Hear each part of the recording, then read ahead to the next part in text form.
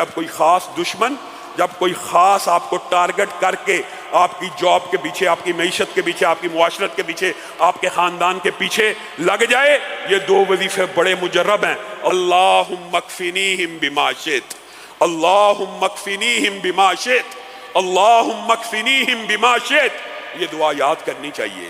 اللہم انا نجعلک فی نحورہم ونعوذ بک من شرورہم، یہ بھی آپ یاد کریں۔ اور اللہم اکفنیہم بما شئت، اللہ تعالیٰ مجھے اس کے شر سے دور کر دے جیسے تو چاہے۔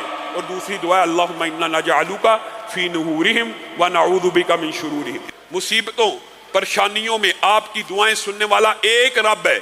جب بندہ مشکل میں پھنس جائے، ایمان ہو، توکل ہو، یقین ہو، ہونا یقین چاہیے۔ یہ کیسی دعا ہے؟